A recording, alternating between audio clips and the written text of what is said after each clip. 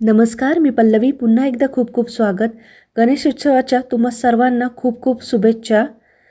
आज आपण बोलणार आहोत गणपती बाप्पांच्या आवडत्या गोड पदार्थाबद्दल, मोदकाबद्दल. संस्कृतमध्ये मोदक म्हणजे आनंदाचा छोटा भाग.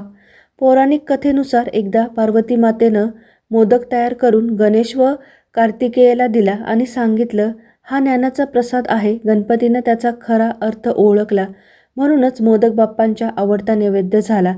महाराष्ट्रात उकडीचे मोदक प्रसिद्ध, तर दक्षिणेत यांना कोझू कट्टई म्हणतात. उत्तर भारतात तळलेले मोदक, तर आधुनिक काळात चॉकलेट आणि ड्रायफ्रूट मोदकही लोकप्रिय आहेत. थोडक्यात, मोदक हा केवळ गोड पदार्थ नाही, तर आनंद, ज्ञान आणि भक्तीचं प्रतीक आहे. मग तुम्ही सर्वांनी खाल्लेत का मोदक? कमेंटद्वारे मला जरूर कळवा. व्हिडिओ आवडला असेल तर लाईक करा. भेटूया पुन्हा एका नवीन व्हिडिओमध्ये. तोपर्यंत धन्यवाद.